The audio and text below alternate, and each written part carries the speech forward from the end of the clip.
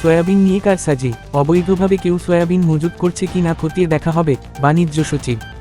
দেশে 1 মাসের বেশি সময় ধরে ভোজ্য তেল সয়াবিনের বাজার অস্থির। নিত্য প্রয়োজনীয় এই পণ্যটির দাম শুধু যে বেড়েছে তাই নয়, চাহিদামতো পাওয়া যাচ্ছে না বোতলজাত সয়াবিন। এতে বিপাকে পড়েছে ভোক্তারা।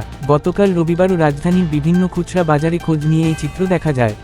এদিকে আর মাত্র 1 মাসেরও কম সময়ের মধ্যে শুরু হচ্ছে পবিত্র রমজান। ফলে সয়াবিনের বাজারের এই অস্থিরতা ভাবাচ্ছে বাণিজ্য মন্ত্রণালয়কে। সংশ্লিষ্ট সূত্র বলেছে, গত 3 মাসে দেশে যে পরিমাণ অপরিশোধিত সয়াবিন ও সয়াবিন বীজ আমদানি হয়েছে তা গত বছরের একই সময়ের তুলনায় অনেক বেশি। এছাড়া যথেষ্ট পরিমাণে সয়াবিন, পামঅয়েল আমদানির জন্য পাইপলাইন রয়েছে। তাহলে বাজারে সয়াবিনের এই সংকট কেন? জানুয়ারিতে সীমান্তে ভারত ও মিয়ানমারের 1556 নাগরিক আটক। জানুয়ারি মাসে দেশের সীমান্ত এলাকায় অভিযান চালিয়ে 18 জন ভারতীয় নাগরিককে আটকের পর আইনানুগ ব্যবস্থা নেওয়া হয়েছে। এছাড়া মিয়ানমারের 1538 জন নাগরিককে আটকের পর নিজ দেশে ফেরত পাঠানো হয়েছে। পাশাপাশি জানুয়ারি মাসে দেশের সীমান্ত এলাকাসহ অন্যান্য স্থানে অভিযান চালিয়ে 162,52,45,000 টাকা মূল্যের বিভিন্ন প্রকারের চোরাচালান পণ্য জব্দ করেছে বিজিবি। গতকাল রোববার বিজিবির জনসংযোগ কর্মকর্তা মোহাম্মদ শরীফুল ইসলাম এসব তথ্য জানান। আইএমএফের পরামর্শ থেকে বেরিয়ে আসছে কেন্দ্রীয় ব্যাংক। চলতি অর্থবছরের শেষার্ধের অর্থাৎ জানুয়ারি-জুন মেয়াদের মুদ্রানীতি সোমবার ঘোষণা করবে কেন্দ্রীয় ব্যাংক। এতে মূল্যস্ফীতির ঊর্ধ্বগতি নিয়ন্ত্রণে নীতি সুদের হার আর বাড়ানো হবে না। বাজারে টাকার প্রবাহ বাড়ানোর প্রবৃদ্ধিতেও লাগাম টানা হবে না, আগের ধারাবাহিকতা বজায় রাখা হবে। মুদ্রানীতিতে প্রধান চ্যালেঞ্জ হিসাবে 3টি বিষয়কে রাখা হচ্ছে। এগুলো হচ্ছে মূল্যস্ফীতির ঊর্ধ্বগতি নিয়ন্ত্রণ করে সহনীয় পর্যায়ে নামিয়ে আনা, ডলারের বিপরীতে টাকার বিনিময় হারকে স্থিতিশীল রাখা ও দেশের বৈদেশিক মুদ্রার রিজার্ভ বাড়িয়ে দেশি বিদেশি উদ্যোক্তাদের মধ্যে আস্থার পরিবেশ সৃষ্টি করে বিনিয়োগে উৎসাহিত করা। যৌথ বাহিনীর অভিযানে হাতিয়ায় চিহ্নিত সন্ত্রাসীসহ আটক 5। সরকারের নির্দেশনা বাস্তবায়নে অপারেশন ডেভিল হান্ট পরিচালনায় নিয়োজিত রয়েছে বাংলাদেশ নৌবাহিনী। সেই ধারাবাহিকতায় নোয়াখালী জেলার হাতিয়া উপজেলার বিভিন্ন স্থানে অভিযান চালিয়ে চিহ্নিত সন্ত্রাসীসহ 5 জনকে আটক করা হয়েছে। শনিবার রাতে গোপন তথ্যের ভিত্তিতে উপজেলার বিভিন্ন স্থানে বাংলাদেশ নৌবাহিনীর, কোস্ট গার্ড ও পুলিশ যৌথ অভিযান পরিচালনা করে তাদের আটক করে। গণমাধ্যমে পাঠানো এক বার্তায় এ তথ্য জানিয়েছে আন্তঃবাহিনী জনসংযোগ পরিদপ্তর আইএসপিআর। গাজীপুরে গার্মেন্টস শ্রমিকদের মহাসড়ক অবরোধ। 2 মাসের বকেয়া বেতনের দাবিতে গাজীপুরের হারিকেন এলাকায় ঢাকা-ময়মনসিংহ মহাসড়ক অবরোধ করেছেন শেলফ ইনোভেশন ফ্যাশন লিমিটেডের পোশাক শ্রমিকরা। রোববার 9 ফেব্রুয়ারি রাত 9টা 15 মিনিটে শুরু হওয়া এই অবরোধের ফলে মহাসড়কের উভয় পাশে দীর্ঘ যানজটের সৃষ্টি হয়। এতে সাধারণ যাত্রী ও পরিবহন চালকরা চরম দুর্ভোগ পড়েন। শিল্প পুলিশের উপপরিদর্শক এসআই ইসমাইল হোসেন বলেন, শ্রমিকদের অভিযোগ, তারা গত 2 মাস ধরে বেতন পাচ্ছেন না। এই নিয়ে তারা একাধিকবার কারখানা কর্তৃপক্ষের কাছে দাবি জানালেও কোনো সমাধান হয়নি। গার্মেন্টস শ্রমিক ট্রেড ইউনিয়ন কেন্দ্র গাজীপুর জেলা সভাপতি জিয়াউল কবির খোকন বলেন, শ্রমিকরা দীর্ঘদিন ধরে বকেয়া বেতন পরিশোধের দাবি জানিয়ে আসছেন, কিন্তু কর্তৃপক্ষ কোনো উদ্যোগ নেয়নি। শ্রমিকরা যেন দ্রুত তাদের পাওনা পান, সে ব্যবস্থা করা জরুরি। ঢাকা সিটি কলেজের সিটি লেখা সাইনবোর্ড তুলে নিয়েছে আইডিয়াল কলেজ শিক্ষার্থীরা। তুচ্ছ ঘটনা এবং আধিপত্য বিস্তারকে কেন্দ্র করে গত বুধবার 5 ফেব্রুয়ারি ভরদুপুরে কথা কাটাকাটিতে জড়ান রাজধানীর ঢাকা সিটি কলেজ ও ধানমন্ডি আইডিয়াল কলেজের শিক্ষার্থীরা। এক পর্যায়ে তা পৌঁছে ইটপাটকেল নিক্ষেপ এবং ধাওয়া পাল্টা ধাওয়ায়।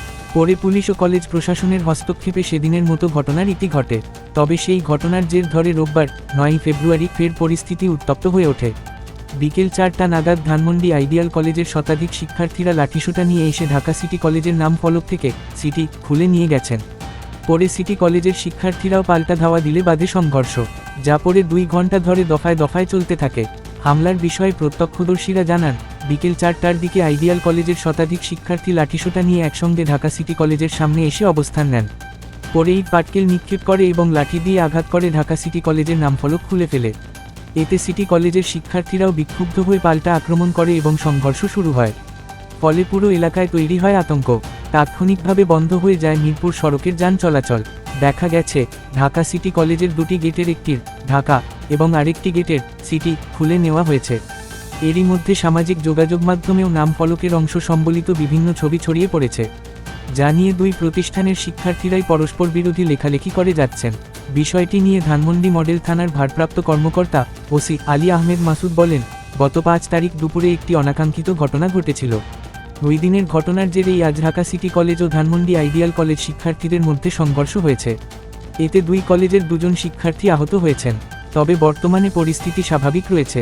সংঘর্ষের কারণে গাড়ি চলাচল বন্ধ ছিল, এখন আবার গাড়ি চলাচল শুরু হয়েছে। একই সঙ্গে পরবর্তী সময়ে যেন ফের সংঘর্ষ না বাধে সেজন্য আইনশৃঙ্খলা রক্ষাকারী বাহিনীর সতর্ক উপস্থিতি রয়েছে বলেও জানিয়েছেন তিনি। গাজীপুরে আওয়ামী লীগের সাবেক সংসদ সদস্য গ্রেপ্তার। সিরাজগঞ্জ ৬ আসনের সাবেক সংসদ সদস্য ও আওয়ামী লীগ নেতা চয়ন ইসলামকে গাজীপুরের শ্রীপুর থেকে গ্রেপ্তার করেছে পুলিশ। রোববার ৯ ফেব্রুয়ারি রাত ১২টার দিকে শ্রীপুর উপজেলার টেপিরবাড়ি গ্রামের মাটির মসজিদ এলাকা থেকে তাকে গ্রেপ্তার করা হয়। স্থানীয় সূত্রে জানা গেছে, মরহুম খাইরুল ইসলাম মিলনের মালিকানাধীন ৬ তলা ভবনের ৪র্থ তলার একটি ফ্ল্যাটে দীর্ঘদিন আত্মগোপনে ছিলেন চয়ন ইসলাম। বৈষম্য বিরোধী ছাত্র আন্দোলনের নেতাদের মাধ্যমে খবর পেয়ে রাত ১১:৩০টার কিছু পর শ্রীপুর থানা পুলিশ ওই বাড়িটি ঘেরাও করে। পরে ফ্ল্যাট থেকে তাকে গ্রেপ্তার করে থানায় নিয়ে যাওয়া হয়। গ্রেপ্তারের পর পুলিশ সন্দেহ করে যে ওই ভবনে আরও কোনো অপরাধী বা মামলার আসামি লুকিয়ে থাকতে পারেন। এ কারণে বাড়িটিতে ফের অভিযান চালানো হয়। শ্রীপুর থানার ভারপ্রাপ্ত কর্মকর্তা ওসি মোহাম্মদ জয়নাল আবেদিন মণ্ডল ঘটনার সত্যতা নিশ্চিত করেছেন। তিনি জানান, এ বিষয়ে বিস্তারিত পরে জানানো হবে। ট্রাম্প নেতানিয়াহুকে সৌদি কর্মকর্তার উপহাস। ইসরায়েলি প্রধানমন্ত্রী নেতানিয়াহুর পরামর্শকে উপহাস করেছেন সৌদি আরবের শুরা কাউন্সিলের সদস্য ইউসুফ বিন রাদ আল সাদুন। নেতানিয়াহু সৌদির ভেতরে স্বাধীন ফিলিস্তিন রাষ্ট্র প্রতিষ্ঠার যে পরামর্শ দিয়েছিলেন তা প্রত্যাখ্যান করেছেন তিনি। আল সাদুন উল্টো প্রস্তাব দিয়েছেন যে ইসরায়েলের জনগণকে প্রথমে যুক্তরাষ্ট্রের আলাস্কা অঙ্গরাজ্যে এবং গ্রিনল্যান্ডে সরিয়ে নেওয়া উচিত। গত শুক্রবার ৭ই ফেব্রুয়ারি সৌদি আরবের আরবি ভাষাভাষী সংবাদমাধ্যম ওকাজে লেখা এক প্রবন্ধে আল সাদুন এসব প্রস্তাব করেন। ২৮ অক্টোবরের বিএনপির সমাবেশ নিয়ে চাঞ্চল্যকর তথ্য দিলেন হাসিনার পুলিশ। বিএনপির ২০২৩ সালের ২৮শে অক্টোবর ঢাকার মহাসমাবেশে বিশৃঙ্খলা সৃষ্টির কথা স্বীকার করেছেন ঢাকা মেট্রোপলিটন পুলিশের সাবেক যুগ্ম কমিশনার মোহাম্মদ শহীদুল্লাহ। রোববার ৯ ফেব্রুয়ারি ঢাকা মেট্রোপলিটন ম্যাজিস্ট্রেট মিনহাজুর রহমানের আদালতে রিমান্ড শুনানিতে এই বিষয়টি স্বীকার করেন তিনি। বিএনপির মহাসমাবেশ নিয়ে শহীদুল্লাহ বলেন, বিএনপির মহাসমাবেশ কেন্দ্র করে অনেক ঝামেলা হয়েছে, এটা সঠিক। আমি ওই দিন গুলশান এলাকায় দায়িত্বে ছিলাম। এক অঞ্চলের ডিসি আরেক এলাকায় যান না। রমনায় বিশৃঙ্খলা হয়েছে, সেখানে আমি ছিলাম না। তদন্তে সঠিক রহস্য উদ্ঘাটন হবে, এটার মাধ্যমেই মামলাটি নিষ্পত্তি হোক। ২০২৩ সালের ২৮শে অক্টোবর বিএনপি ঢাকায় মহাসমাবেশের ডাক দেয়। একই দিনে আওয়ামী লীগ পাল্টা সমাবেশ আয়োজন করে। পুলিশের সহায়তায় মহাসমাবেশে হামলা চালানো হয়, যার ফলে যুবদল নেতা শামীম নিহত হন। মামলার তদন্তকারী কর্মকর্তা পুলিশ পরিদর্শক মোহাম্মদ আবদুল্লাহেল বাকি ১০ দিনের রিমান্ডের আবেদন করলে আদালত শহীদুল্লাহকে ৫ দিনের রিমান্ড মঞ্জুর করেন। অপারেশন ডেভিল হান্ট, সারা দেশে গ্রেফতার ১৩০৮। সারা দেশে অপারেশন ডেভিল হান্ট পরিচালনা করে ১৩০৮ জনকে গ্রেফতার করেছে আইন শৃঙ্খলা রক্ষাকারী বাহিনী। রবিবার ৯ ফেব্রুয়ারি পুলিশ সদর দফতর থেকে এই তথ্য জানানো হয়। পুলিশ সদর দফতর জানায়, গতরাত থেকে রবিবার দুপুর পর্যন্ত ১৩০৮ জনকে গ্রেফতার করা হয়েছে। এর মধ্যে মেট্রোতে ২৭৪ জন আর রেঞ্জে ১০৩৪ জন। দেশে আইনশৃঙ্খলা পরিস্থিতি স্বাভাবিক রাখতে ও সন্ত্রাসীদের আইনের আওতায় আনতে সারা দেশে অপারেশন ডেভিল হান্ট পরিচালনার সিদ্ধান্ত নেয় অন্তর্বর্তী সরকার। স্বরাষ্ট্র মন্ত্রণালয়ে আইনশৃঙ্খলা বাহিনীগুলোর সমন্বয়ে একটি সভায় শনিবার এই সিদ্ধান্ত হয়। ২৩ বাংলাদেশিকে ফেরত পাঠালো মালয়েশিয়া। বিভিন্ন সময়ে আটক ২৩ বাংলাদেশি সহ ২৭৮ বন্দীকে নিজ দেশে ফেরত পাঠিয়েছে মালয়েশিয়া। সাজা শেষ হওয়ার পর তাদের দেশে পাঠানো হয়েছে বলে জানিয়েছে দেশটির জোহর রাজ্যের ইমিগ্রেশন বিভাগ।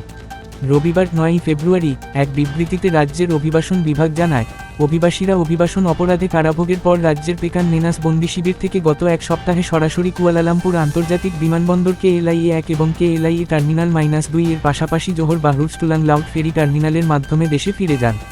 এদের মধ্যে ২৩ বাংলাদেশি, ২৩০ জন ইন্দোনেশিয়ার, ১৭ জন পাকিস্তানি, ৬ জন ভারতীয়, ১ জন শ্রীলঙ্কার এবং ১ জন সিঙ্গাপুরের নাগরিক সহ মোট ২৭৮ অভিবাসী রয়েছেন।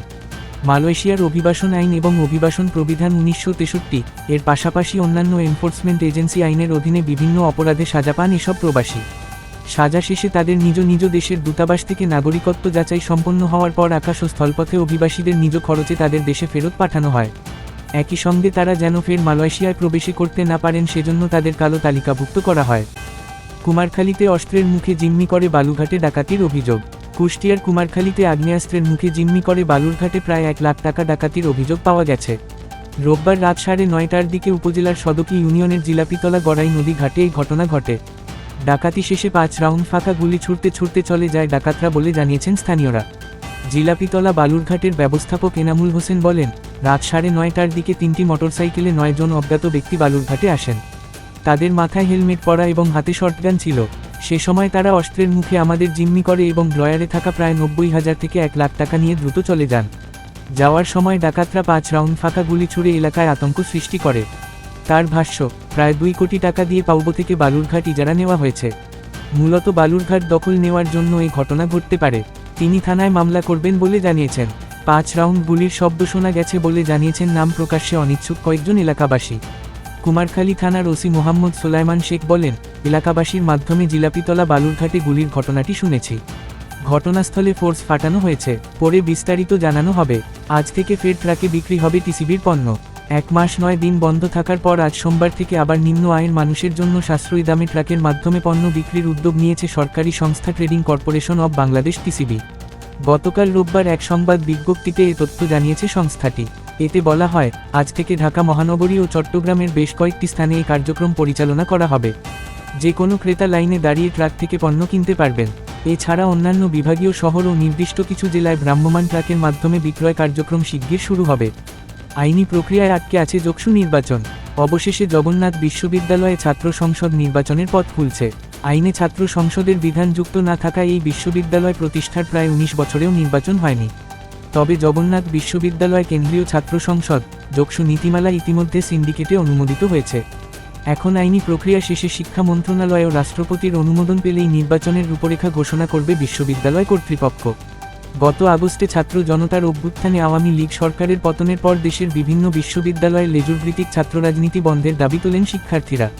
সেই সঙ্গে সুষ্ঠু ধারার রাজনৈতিক চর্চার জন্য বিশ্ববিদ্যালয়ে নিয়মিত ছাত্র সংসদ নির্বাচনের দাবি তোলা হয়। জগন্নাথ বিশ্ববিদ্যালয়ে ছাত্র সংসদের বিধান না থাকায় দ্রুত নীতিমালা প্রণয়ন ও নির্বাচন আয়োজনের উদ্যোগ নেওয়ার দাবি জানান শিক্ষার্থীরা। কয়েকটি ছাত্র সংগঠনও একই দাবিতে কর্মসূচি পালন করে। এর পরিপ্রেক্ষিতে বিশ্ববিদ্যালয় আইনে যক্ষু বিধান যুক্ত করার উদ্যোগ নেয় কর্তৃপক্ষ। 31 জন মাওবাদীকে হত্যা করল ভারতীয় সেনাবাহিনী। ভারতের মধ্যাঞ্চলীয় ছত্তিশগড় রাজ্যে রোববার 9 ফেব্রুয়ারি দেশটির সেনাবাহিনী অন্তত 31 জন মাওবাদীকে হত্যা করেছে। এছাড়া বন্দুকযুদ্ধের সময় 2 জন পুলিশ সদস্য নিহত হয়েছে। দেশটির পুলিশ জানিয়েছে, এটি চলতি বছরে সবচেয়ে বড় অভিযান। খবর আল জাজিরার। নতুন নতুন শীর্ষ খবরের জন্য চ্যানেলটিকে লাইক, কমেন্টস, শেয়ার, সাবস্ক্রাইব অথবা ফলো করুন।